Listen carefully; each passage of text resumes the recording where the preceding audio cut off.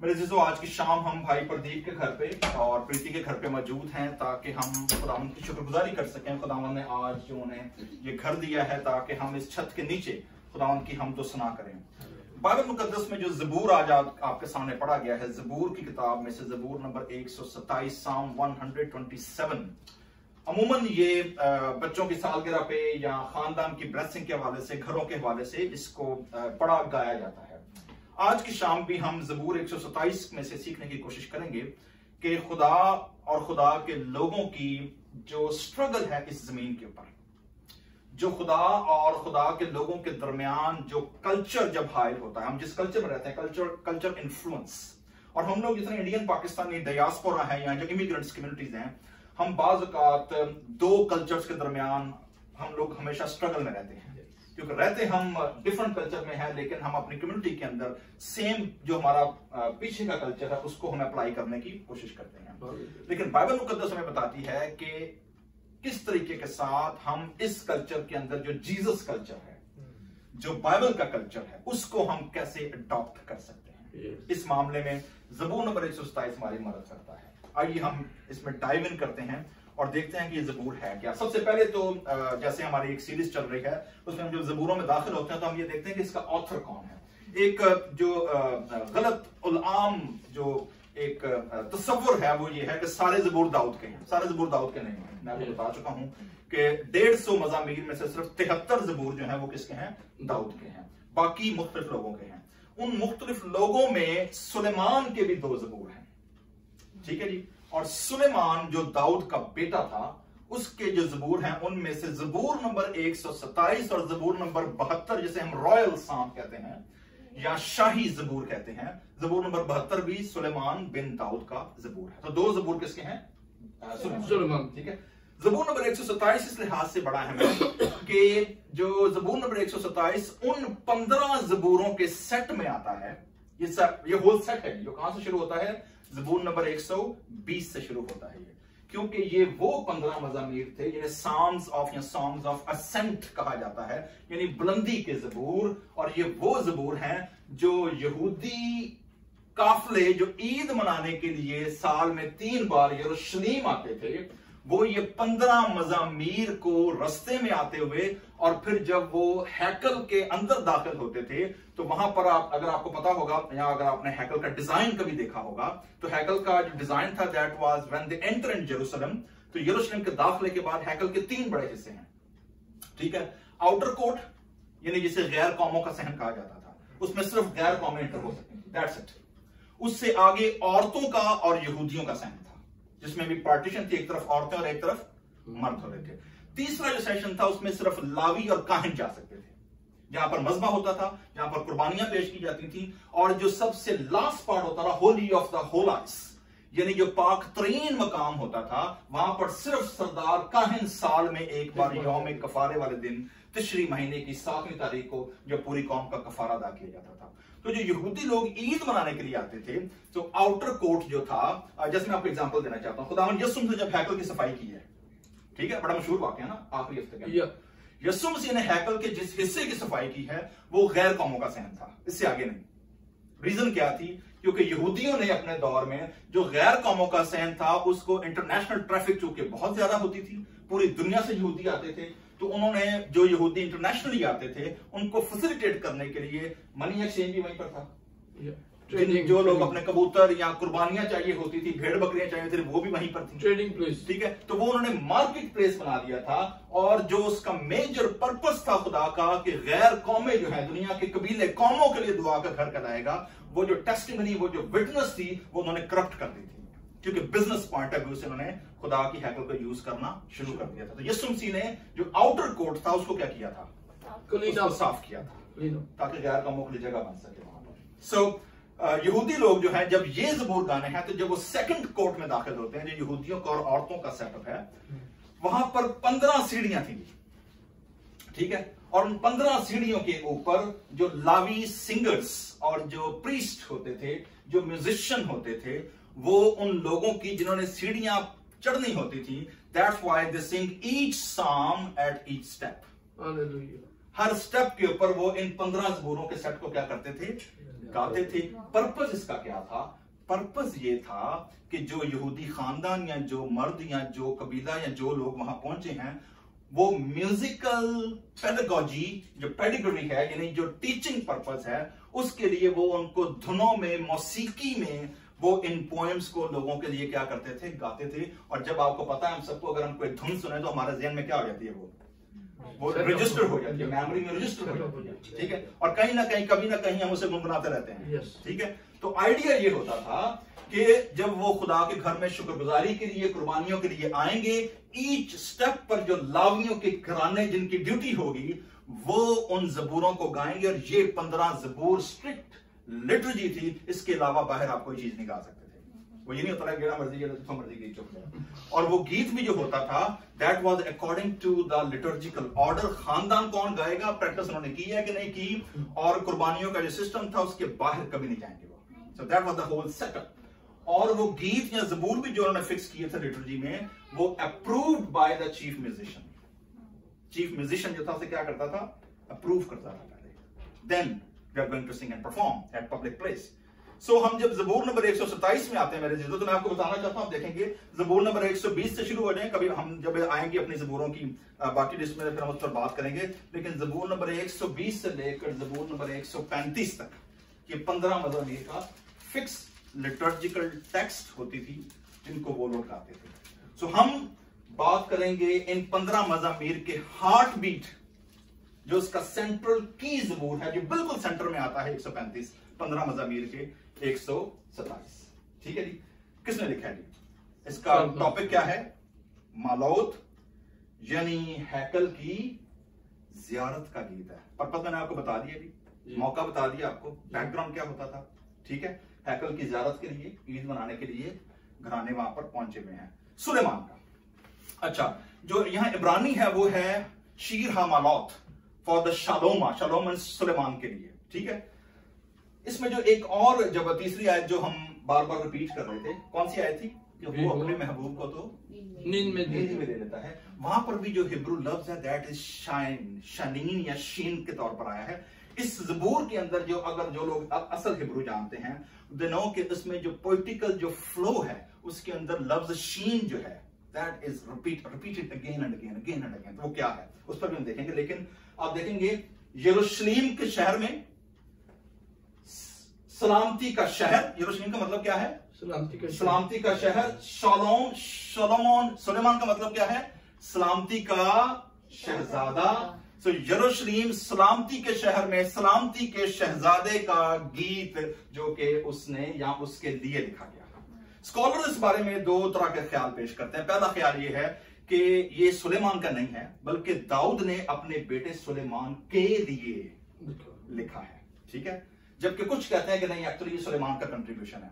लेकिन चूंकि अनक्लियर है ये, लेकिन ज़बूर नंबर 72 क्लियर कट है कि वो सुलेमान का है।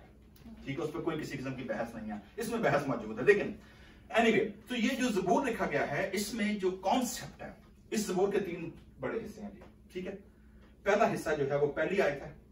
ठीक है, दूसरा हिस्सा जो है वो दूसरी आयत है, और जो तीसरा हिस्सा है वो तीसरी आयत है। आखिरी जो है वो इसका कंक्लूजन है। ठीक है, और जो ब्रिज है, 2 मुख्तलिफ कॉन्सेप्ट आपको इसमें मिलेंगे।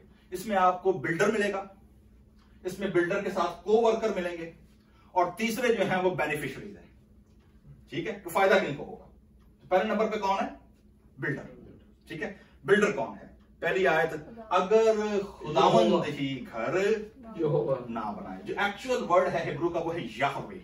याहवे जो है वो दैट्स अ टेट्राग्रामेटम नेम, जो YHWH यहूदी लिखते थे। इतना पाक नाम होता था, कदूस नाम होता था कि यहूदी इस नाम को लिखने से पहले वो नहाता था। जिस भी क्लरिक ने, जिसने भी लिखना है, इस नाम को लिखने से पहले वो क्या करेगा? वो नहाएगा। जिस कलम से और जिस दवात से ये नाम लिखा जाएगा, वो उसके बाद तोड़ दी जाएगी। The sacredness of the name, क्योंकि ये खुदावंद का यहवे पर्सनल नाम है, जो खुदा ने मूसा को जलती हुई झाड़ी पर क्या किया था? दिया था। ठीक है, मैंने आपको लास्ट टाइम बताया था, जो हमारा ऑनलाइन प्रोग्राम चल रहा है, उसमें हमने देखा होगा कि यहवे मींस ऑलवेज प्रेजेंट। मैं जो हूं सो मैं हूं। There is no time frame, there is, it's beyond, transcendent God, जो कि टाइम फ्रेम से क्या है? परे है। ना उसका कोई आगाज है, ना उसका कोई इख्तिताम है। Is always and always present. तो यहोवा जो पर्सनल नाम है, वो अगर घर ना बनाए तो बनाने वालों की मेहनत क्या है? बेकार है। इट्स फेटल। इट्स जो उर्दू में तर्जुमा है वो अबस है। पंजाबी में क्या है जी? व्यर्थ है। और हिंदी में क्या है? व्यर्थ ही है। इंग्लिश में क्या है? इन वेन। ठीक है ना, मतलब बेकार है, टाइम जाया करना, पानी रोड़ी ऑन जितना मर्जी रोड़ी आओ। ठीक है जी। तो खुदावंद ही घर ना बनाए। तो इसके पीछे जो कॉन्सेप्ट है वो क्या है कि जो बनाने वाला है, जो क्रिएटिव ऑर्डर है, जो बिल्डर है, वो कौन है? यहोवा। वो यहोवा है। Why? Because he is always present, he is always there and he is the creator, he is the chief creator, chief musician, chief creator जो है वो कौन है? वो यहोवा है। और दूसरी बात आप देखेंगे कि घर it's a primary unit. Family जो है it's a primary unit of every society. Society कोई भी इंडिविजुअल यूनिट के बगैर नहीं बनती। ठीक है। तो पहली चीज क्या है? बिल्डिंग, क्रिएशन, किसी चीज की बुनियाद रखी गई है। और अब उसी से जो आगे उसका सेकंड डिग्री है। अब आप देखना ना, अब आप ध्यान में रखें, इमेजिन करें कि आप ईद मनाने के लिए यहूदियों के साथ कहां पर हैं? यरूशलेम में है। और आप कहां पर खड़े हैं? अब 15 सीढ़ियों के ऊपर। ठीक है। और ईच स्टेप जो है वो डिग्री क्या हो जाएगी? सुपरलेटिव हो जाएगी, वो बढ़ जाएगी। ठीक है। इवन इस ज़बूर के अंदर भी आपको डिग्री सुपरलेटिव होते हुए नजर आएगी। ठीक है। वो क्या है? घर। ठीक है। और घर से मुराद यहां बिल्डिंग मटेरियल नहीं है, गारा, ईंटें, मट्टी नहीं है। ओके, ये अंदाजा रखिएगा। घर जो है वो घर वालों से बनता है, मकान मटेरियल से बनता है। तो जब खुदा घर की बात करता है तो घर means family members. It is not just only कि जी आपने इटा इतने बहुता कार्डबोर्ड लाया और कंधा मात्रा ये की हुंदा है बहुता कार्डबोर्ड ही लगा हुंदा है। ठीक है ना, बॉडी लड़दे हुंदा आवाज आ जाती है। सो तो क्या जी, घर मीन्स पीपल, फैमिली, खानदान की बात हो रही है। ठीक है। तो अगर खुदावंद घर ना बनाए, बड़ा बाइबल मुकद्दस में लिखा है कि खुदा तन्हा को क्या बख्शता है? खानदान बख्शता है। ठीक है। अब आप देखें, आदम बेचारा, ठीक है, उन्हें खुदा ने बनाया जो वो कदा जानवर ना खुदा ने ड्यूटी दे खड़ी ला बागबानी करने के बाद जानवर ना रख। ठीक है ना, वो सारे ना रखी है। अल्टीमेटली गॉड रियलाइज यार इधर पार्टनर ही कोई नहीं है, वो कला ही सुंजियां आ जान गलियां ते रांझा यार फिरे हैं, वो आदम कला ही फिरा रहा है। गॉड रियलाइज यार इसको फैमिली चाहिए, इसको मेट चाहिए, ही इज विदाउट मेट, क्योंकि उसके लिए उसकी मानंद कोई भी नहीं थी। ठीक है ना। सो खानदान का जो आइडिया है, खानदान के पीछे जो कॉन्सेप्ट है, वो किसका है? यहोवा का, परमेश्वर का, खुदा का आइडिया है। खुदा ने देखा आदम अकेला है, खुदा ने उस पर नींद भेजी, खुदा ने ही हवा को, उसकी द फर्स्ट सर्जरी जो की गई वो कहां की गई? बाग़ अदन में। ठीक है। पहला ऑपरेशन खुदा ने परफॉर्म किया और खुदा ने उसकी पसली में से हवा निकाल कर उठे आदम को ख्याल आया। और पहली पोइट्री, पहला रोमांटिक शेर अगर बाइबल मुकद्दस में है तो वो आदम का है भी, ये मेरी हड्डियों में से हड्डी और मेरे गोश्त में से गोश्त। That's a poetry actually. मतलब परेशान रहेगा बंदे, उन्हें जिंदगी कोई ऐसी जी मखलूक ही नहीं देखी। ठीक है ना, वो हैरान परेशान रह गया कि भैया किथों आ गई। ठीक है ना। और बाइबल मुकद्दस में लिखा है कि खुदा ने हवा को, ये एक अलग चैप्टर है लेकिन मैं खानदान की बात कर रहा हूं, कि जो गिफ्ट दिए, जो टैलेंट दिए, that was a multiplication to serve and to create, procreate. और उसके लिए जो हवा है, that was the proper gift to Adam. ठीक है, उसको तोहफे के तौर पर मिला। तो आप देखेंगे कि फैमिली यूनिट यहां एस्टैब्लिश हुआ है। ठीक है। उसके बाद अब इसकी सुपरलेटिव डिग्री आई है, वो क्या है? शहर, जिससे सोसाइटी बनती है। ठीक है। खानदानों से क्या बनता है? माशरा बनता है। ठीक है, लोग बनते हैं, सोसाइटी बनती है। एंड देन जब क्रिएटिव ऑर्डर हो गया है, अब उसकी प्रोटेक्शन की बात आ रही है। ठीक है। प्रोटेक्टिव ऑर्डर क्या है कि अगर खुदावंद ही शहर की हिफाजत ना करे तो निगहबान का जागना क्या है?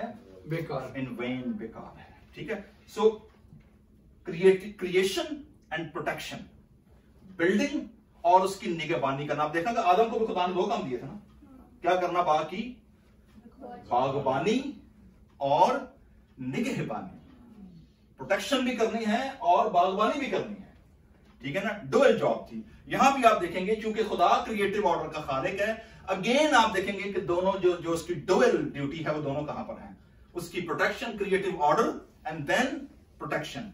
लेकिन एक्चुअल बात क्या की गई है कि इसके पीछे जो आइडिया है, जो कॉन्सेप्ट है, जो पीछे सारे का सारा प्रोविडेंस है, वो किसकी है? वो यहोवा की है, वो खुदा की है। So that's the idea. Now अब ये तारुफ करवाने के बाद, पहली आयत के बाद नाउ वो एंटर होता है जो इसका राइटर है, और वो क्या कहता है जी?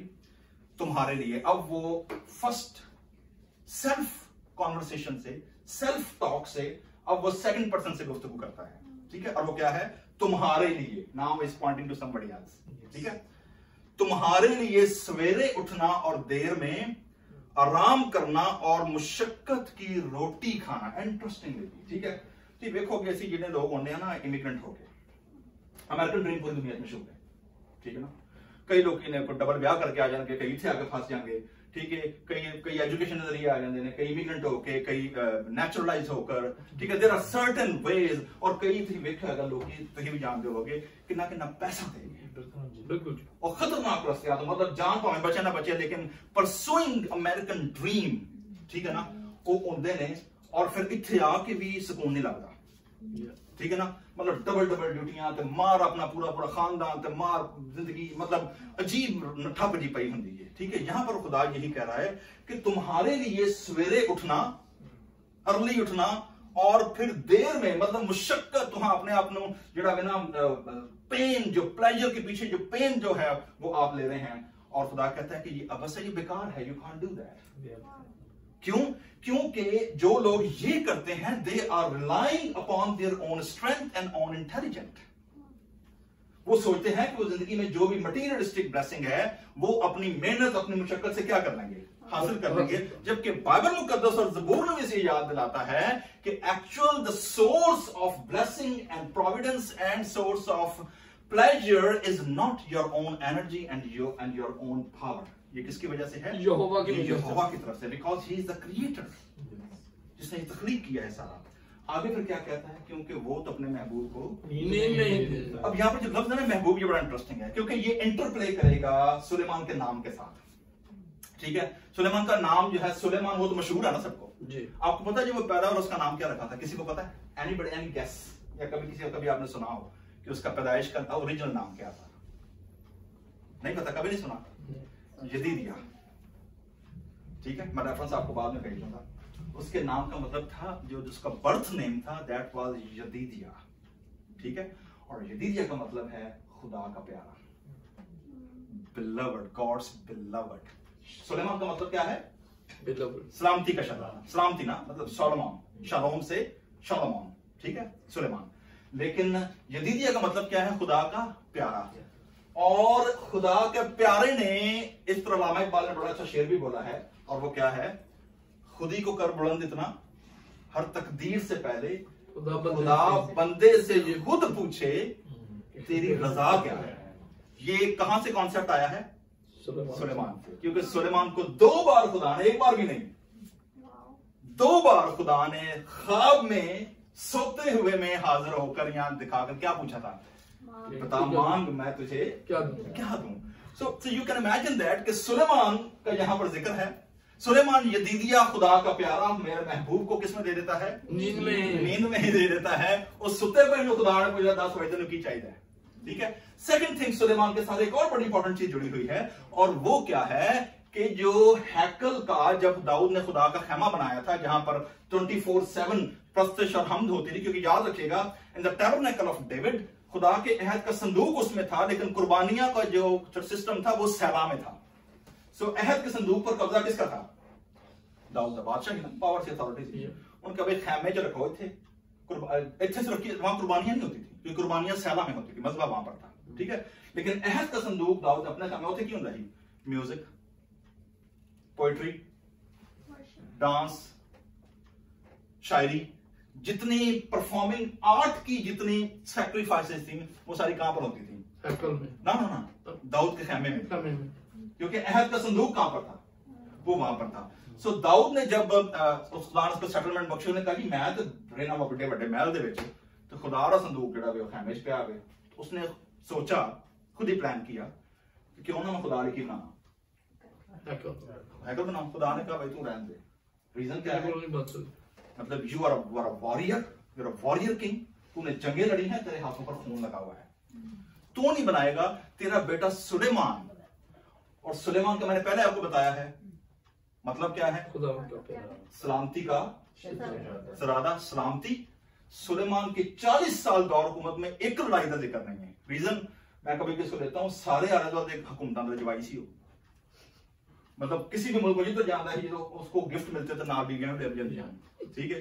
तो आले दुआले जिन्नियां किंगडम सन सारियां उन्हां सारियां दी शहजादियां ते मलका की सन। सो एक्सटेंशन उसकी किंगडम की डी वड्डी हुन जवाई नाल केड़ा लड़े, ठीक है ना। पता साडे पाकिस्तान इंडिया दे विच जवाई होंदी, मतलब अगर कोई होए कोई कबद्दा जवाई मिल जाए ना ਉਹ ਟਿਕਣ ਨਹੀਂ ਦਿੰਦਾ ਸਾਰਿਆਂ ਨੂੰ, ਮਤਲਬ ਖਾਇਆ ਵੀ ਰੁੱਸਿਆ ਰਹਿੰਦਾ ਹੈ, ਮੈਨੂੰ ਮਨਾਇਆ ਹੀ ਨਹੀਂ, ਮੈਨੂੰ ਇੰਜ ਹੋ ਗਿਆ, ਮੈਨੂੰ ਇੰਜ ਹੋ ਗਿਆ, ਜਾਣ ਕੇ ਨਾ ਮੇਰੇ ਮਗਰ ਦੇਖ ਕੇ ਖੋਲ ਲਈਏ ਤੁਹਾਨੂੰ ਪੁੱਛੇ ਕੋਈ नहीं, मतलब मैं अजीब ना कि लोग की बंद मना। सो सुलेमान की 40 साल के दौरे हुकूमत में कोई एक जंग, कोई एक लड़ाई नेवर हैपेंड, ओनली एक्सटेंशन, ठीक है। और उसने क्या बनाई खुदा की, हैकल बनाई। और हैकल बनाने का कॉन्सेप्ट तो आइडिया तो दाऊद का था, लेकिन जो उसका पूरा ब्लूप्रिंट था, जो पूरा उसका जो नक्शा था, वो खुदा ने दाऊद को अपने रूह के वसीले ख्वाब में दिखाया था। दैट वाज थ्रू ड्रीम, ठीक है। कि खुदा ने कहा मैं तुझे आसमानी हैकल का नक्शा दिखाता हूं, उसके मुताबिक जमीन पर क्या खड़ी करना, हैकल खड़ी करना, ठीक है। That was the idea. यही वजह है कि Solomon not only was a king but he was also a builder of the house of the God. So आप देख सकते हैं कि ज़बूर 127 के अंदर जो लेयर्स पर लेयर्स हैं, ठीक है, they have a certain history कि इसके पीछे खुदा की तरफ से क्या है, मिरास है, क्योंकि वो तो अपने महबूब को, अपने प्यारे को नींद में, इसका मतलब ये नहीं है कि हम राम सोने यही तो खुदा के प्यारे हैं, कम काज न करिए, लम्बे होकर प्यारे ही है, ऐसा कोई सीन नहीं है। मतलब इसका ये है, कंपैरिजन ये है कि जहां पर बाकी दुनिया के लोग इतनी सख्त मुशक्कत, मेहनत और अपने आप को हड्डियां गला देने के बावजूद उनको वो नहीं मिलता जिसकी वो क्या कर रहे होते हैं, डिजायर कर रहे होते हैं। लेकिन खुदा के लोग जो खुदा पर भरोसा रखते हैं, खुदा उनकी मेहनतों को मल्टीप्लाई कर देता है। God bring favour, God bring blessing, क्योंकि उनका भरोसा अपनी ड्यूटियों पर, अपने आवर्स पर, अपने स्किल्स पर नहीं है, उनका भरोसा किस पर है, यहोवा पे, यहोवा पर है, जो कि पीछे क्रिएटिव ऑर्डर बनाने वाला है, ठीक है जी।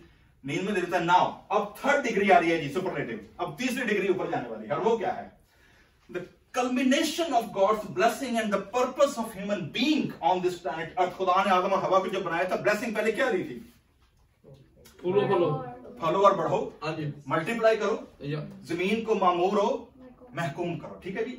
नॉट ओनली आप इस जमीन के ऊपर आबादी को बढ़ाएं, लेकिन क्या करें, इसको कंट्रोल भी करें और इस पर डोमिनियन भी करें, हुकूमत भी करें। साढ़े थे काम उन्होंने लोग बच्चे पैदा करेंगे ने उतो हुकूमत करने का कोई कॉन्सेप्ट कोई नहीं है, ठीक है। उसके लिए जो रिसोर्सेज चाहिए वो नहीं है, ठीक है। उसके लिए जो करना चाहिए, इंडिया पाकिस्तान में आपको पता है ना, पाकिस्तान इंडिया पाकिस्तान और बड़ा है, अन्यवाह आबादी उसे आबादी है, ठीक है। और पाकिस्तान में भी यही हाल है, मतलब लोग 6-6, 7-7, 8, 10 बच्चे, मतलब नॉर्मल काम में थे। सो आप देखेंगे कि खुदा यहां पर जो ब्लेसिंग की बात करता है वो क्या है, now the 3rd final blessing, वो क्या है, देखो औलाद, ठीक है। खुदा की तरफ से क्या है, मिरास, इट्स अ हेरिटेज। और पेट का फल उसी की तरफ से क्या है, हेरिटेज एंड रिवॉर्ड। अच्छा, जिनको हेरिटेज मिलती है ना, और राज्य महाराजे तो मार अपना सारे पाकिस्तान इंडिया में पता है, नस्ल दर नस्ल पॉलिटिशियन, ठीक है ना, मतलब हेरिटेज, बस चूंकि वो खानदान में पैदा हो गए हैं ऑटोमेटिक, और चूंकि पब्लिक अवाम सारी गुलाम है, ठीक है, वो सारे सिस्टम का शिकार है, उन्हें नारी मारना और कुछ नहीं करना। तो यही हाल जो है, हेरिटेज ऐसे लोगों को फ्री में मिलती है, ठीक है। और रिवॉर्ड जो है वो आपकी मेहनत का फल नहीं होता, गिफ्ट जो है वो फ्री है, ठीक है। गिफ्ट आप कभी भी अपनी मेहनत से हासिल नहीं करते, वो देने वाले की स्वाबदीद पर है कि वो आपको कीमती गिफ्ट दे रहे, यहां सेकंड हैंड चौके लाए, ठीक है ना। आज भी कोई दिखा रहे हैं, मैं तो डोनट ही लेके आया, अच्छा गिफ्ट भी है भाई, ओके गिफ्ट अच्छा, तुसी भी देखो डब्बे शब्बे लेके आए हो, ठीक है ना, मतलब कि हाउस वार्मिंग में जो भी है गिफ्ट, ठीक है ना। सो गिफ्ट भाई प्रदीप दी मेहनत का फल नहीं है कि उन्हें कोई आवर लाए होंगे 2-4 तो चलाने की दे रही है, ऐसा सीन नहीं है। देने वाले की रिलेशनशिप पर और देने वाले के स्वाबदीद पर है कि वो किस तरह का गिफ्ट देता है, आपकी चाहत पे डिपेंड करता है। रिलेशनशिप वही ना।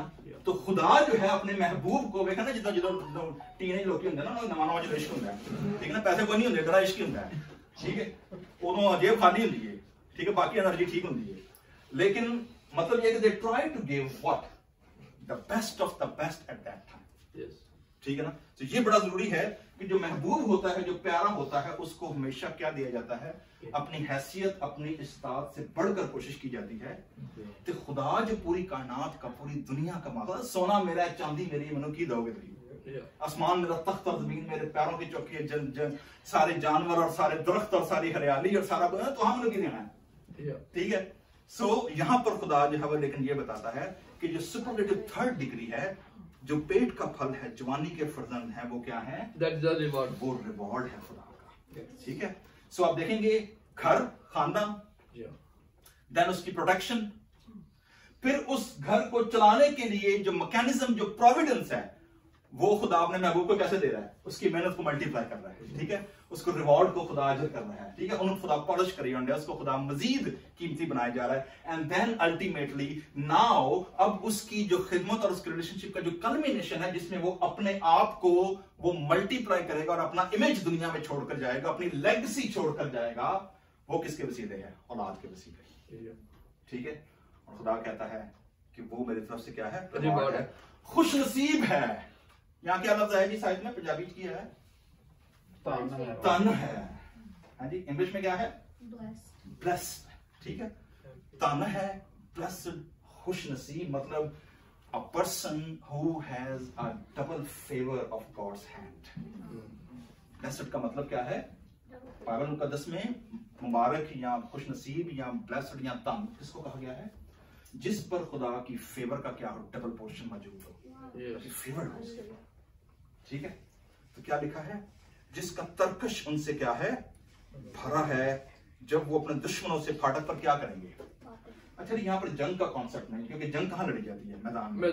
ये कहाँ पर जमा हो रहा है, घर में। फाटक का मतलब ये है मार्केट प्लेस, मार्केट प्लेस, ठीक है, क्योंकि पुराने जमाने में हमने, आप तो इंडिया में बहुत सारे देखे होंगे, पाकिस्तान में भी सारे मोस्टली जो बड़े शहर होते थे वो चार दीवारी के अंदर होते थे, ठीक है ना, और दिन को दरवाजे खुलते थे, रात को क्या हो जाता था, शहर बंद कर देते। और मोस्टली जो मार्केट प्लेस होता था वो कहां पर होता था, अंदर, फाटक के ऊपर, ठीक है। दिन में खुलेगा तो मार्केट लग जाएगी, बंद होगा तो मार्केट वहां से क्या हो जाएगी, ठीक है ना। या डाउनटाउन कह रहे हैं, सदर कह रहे हैं, बाजार कह रहे हैं, अगोरा कह रहे हैं, जैसे न्यू टेस्टमेंट में मार्केट प्लेस, मार्केट प्लेस, ठीक है। तो यहां पर जो कॉन्सेप्ट है वो क्या है कि जिसका तरकश उनसे क्या है, भरा है, जो अपने दुश्मनों से, जो उनके मुखालिफ हैं, जो उनके राइवल्स हैं, उनसे बातें करेंगे, जंग नहीं करेंगे, बल्कि क्या है, बातें करेंगे। It's about a business, it's about leaving a legacy, it's about preparing your next generation to meet the challenges, ठीक है। और यही वजह है कि इस कंक्लूडिंग पॉइंट पर यहां पर इससे मुराद सिर्फ बायोलॉजिकल ऑफस्प्रिंग नहीं है, जो बच्चे बायोलॉजिकल पैदा होता है सिर्फ उनसे कॉन्सेप्ट नहीं है। इसका मतलब यह है कि यहाँ पर वो जो डिसाइपल्स हैं, जो खुदा के घर में आते हैं, जो खुदा के लोग, जो नाम से गिने जाते हैं, ठीक है, जिनको सिखाया गया है, जिनको टीचिंग एंड डिसाइपल प्रिंसिपल दिया गया है, ठीक है। सवाल ये पैदा होता है कि आज इसकी मेरी और आप पर एप्लीकेशन क्या है, मेरा और आपका इससे क्या ताल्लुक है। यहूदियां की दांत मार उन्होंने सारे 15 मज़हब में 15 जाके सीढ़ियां चढ़ने साल दे, ठीक है, but what is our connection, मेरा और आपका क्या कनेक्शन है। पहला कनेक्शन ये है मेरे जीजों कि हम उसी खुदा की इबादत करते हैं जिस खुदा की यहूदी क्या करते हैं, इबादत। ये बड़ा गलत कॉन्सेप्ट है कि क्रिश्चियन 3 खुदाओं की इबादत करते हैं। We never ever worship 3 God's.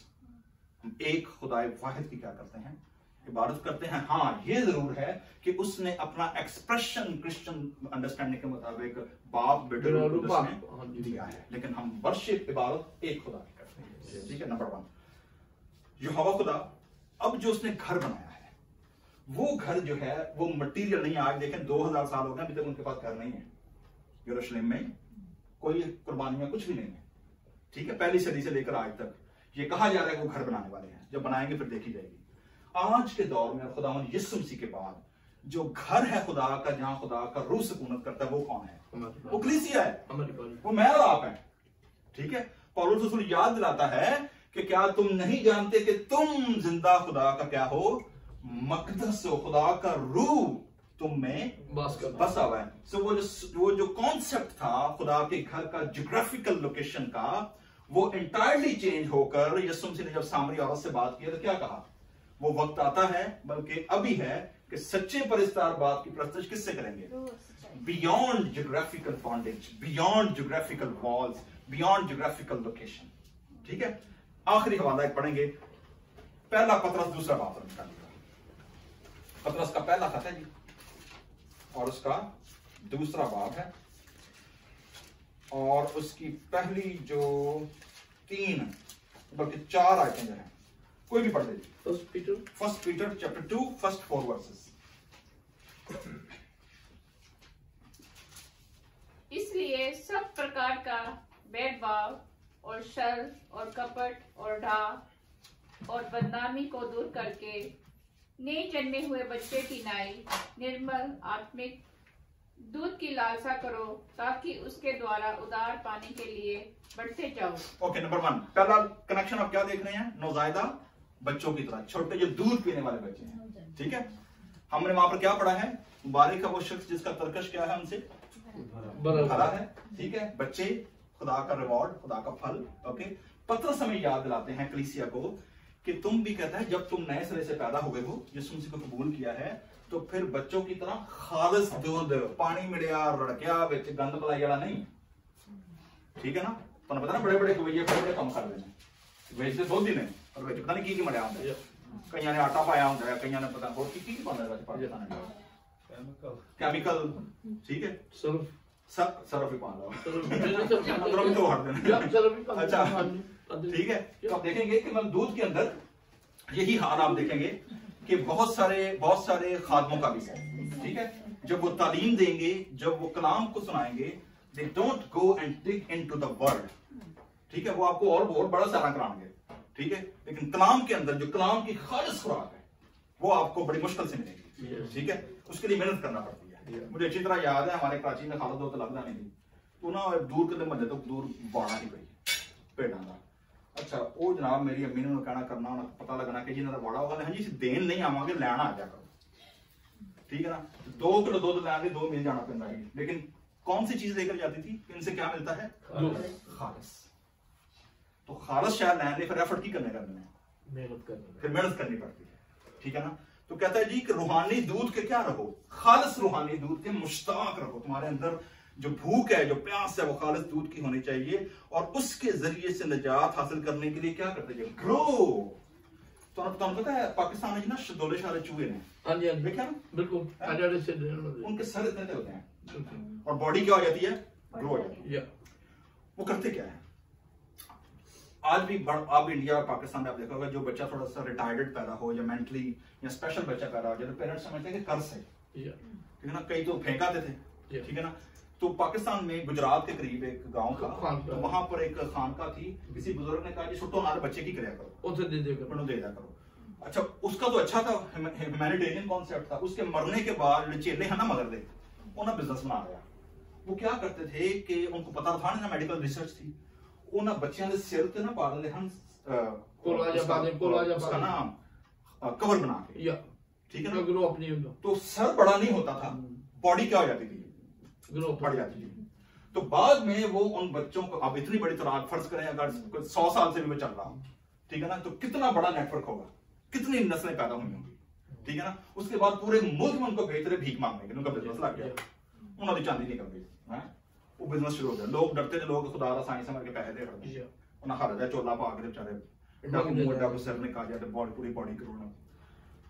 कुछ क्रिश्चियन भी शदोरे शारे चूहे होंगे ने, सारी जिंदगी चर्च जाते रहेंगे, सारी जिंदगी कलाम भी सुनते रहेंगे, सारी जिंदगी जो है ना, मतलब वो किधर ना किधर लगे रहेंगे, लेकिन उनके सर और दिमाग ग्रो क्यों? उत्ते की चाड़िया होना, कोला चाड़िया होना। ठीक है ना, सो उन्हें पता नहीं लगता कि यार कलाम की है, खुदा दी खिदमत की शायद है।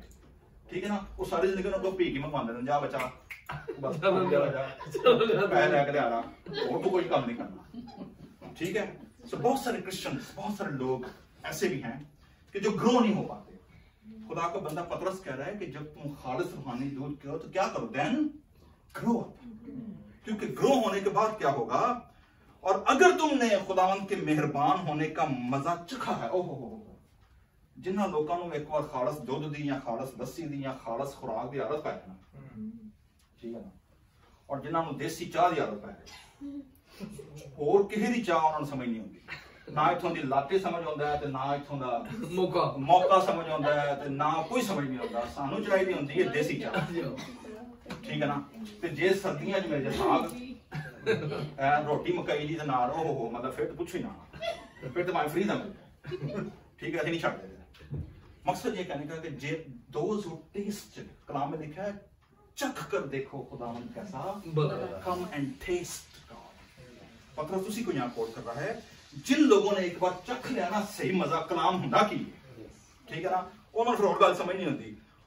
चखा है तो फिर की अगे पढ़ो जी जरा चौथी आयत जी, coming to him as in a living stone. Okay, Punjabi जी और हिंदी पढ़ो जी कोई मतलब कि दूसरे बाब चौथा, पहला पतरस दूसरे बाब दी चौथी पढ़ो, तो कड़िया पढ़ो जी। इसलिए तुसी प्रभु कोल आओ, ओ जिउंदा पत्थर है जिसਨੂੰ ਮਨੁੱਖ ਨੇ ਰੱਦ ਦਿੱਤਾ, ਪਰ ਉਹ ਪਰਮੇਸ਼ਵਰ ਦੇ ਸਾਹਮਣੇ ਚੁਣਿਆ ਹੋਇਆ ਹੈ ਅਤੇ ਬਹੁਮੁੱਲਾ ਹੈ। ਪੰਜਵੀਂ ਆਇਤ। ਇਸ ਲਈ ਆਓ ਅਤੇ ਜਿਉਂਦੇ ਪੱਥਰ ਦੀ ਤਰ੍ਹਾਂ ਆਤਮਿਕ ਇਮਾਰਤ ਦੀ ਉਸਾਰੀ ਵਿੱਚ ਲੱਗ Here you ਜਾਓ। go. So the house of God has been established, और ਉਹਦਾ ਕੋਨੇ ਦਾ ਸਿਰ ਦਾ ਪੱਥਰ ਕੌਣ ਹੈ? ਯਿਸੂ ਮਸੀਹ। ਆਦਮੀਆਂ ਦਾ ਰੱਦ ਕੀਤਾ ਹੋਇਆ, ठीक है। खुदा ने ਉਹਦੇ ਤੇ ਨਵਾਂ रूहानी बिल्डिंग की कर दी है, तामीर कर दी है, पत्थर ਤੇ ਰੱਖ ਦਿੱਤਾ ਵੇ, ਤੇ ਇਮਾਰਤ ਕੌਣ ਆ, ਇੱਟਾਂ ਕੌਣ ਆ, ਪੱਥਰ ਕੌਣ ਆ? ਮੈਂ ਆਪ ਤੁਸੀਂ। ਅਸੀਂ रूहानी घर की करते जाने आ बंद, हर एक ਇੱਟ हर एक पत्थर इंपॉर्टेंट है। अगर कोई यह कहे ना कि ये आ पत्थर निका वे, पत्थर मोटा वे, पत्थर छोटा वे, मेरे वर्गा कहे जी कि मैं थोड़ा लम्मा वा ते मेरा मैं पत्थर ज्यादा कीमती है, ऐसी कोई कहानी नहीं। खुदा किसी की फेवर नहीं करता, ठीक है, इक्वल। सो अगर तुमने उसके यानी आदमियों के रद्द किए हुए पर खुदा के चुने हुए कीमती जिंदा पत्थर के पास आए हो, तो तुम भी ईच एंड एवरी वन जिंदा पत्थरों की तरह क्या बनते जाओ, रूहानी घर बनते जाओ, ताकि ना आगे पर्पस क्या है, रीजन की है, ताकि काहिनों का मुकद्दस फिरका बनकर each and every believer in the church is a royal high priest. क्योंकि हमारा सरदार काहिन कहां पर है? आसमानी हैकल में। तो जमीन पर each and every believer beyond any gender restriction, खुदा के कलाम में मर्द औरत की कोई ऐसी गुंजाइश नहीं, ईच एंड एवरीबडी इक्वल। खुदा ने सारे बैरियर इधर पैसे को दिन तोड़े हैं। सो काहिनों का मुकद्दस फिरका बनकर ऐसी रूहानी कुर्बानियां क्या करो जो यीशु मसीह के वसीले से खुदा के नजदीक क्या होती हैं, एक्सेप्टेबल। सो मेरे जीजो, जब हम खुदा के लोग होते हुए जब हम खुदा के घर में आते हैं, तो खुदा ने हमें नए रूहानी घर बनाया है, खुदा ने हमें सरदार काहिनों का फिरका बनाया है, खुदा ने हमारे अंदर हम तो सताइश की शुक्रगुजारी की क्या रखी है, कुर्बानियां रखी हैं जो हम चढ़ाते हैं। आज इस घर के वसीले हमने हमदो सना की, खुदा की शुक्रगुजारी की कुर्बानी पेश की है, इस घर की ब्लेसिंग के लिए हमने दुआ की है। खुदावन इस घर को और हम सबको स्पिरिचुअल हाउस और फिजिकल हाउस हमारे घरानों को खुदा क्या करे, अपनी पहचान में, अपने इरफान में, अपने कलाम में और अपनी खिदमत में आगे बढ़ने का मौका बख्शे। खुदावन आपको और प्रदीप को और प्रीति को और उनके घर को मुबारक करे और अपने जलाल के लिए इसी तरह इस्तेमाल करता है।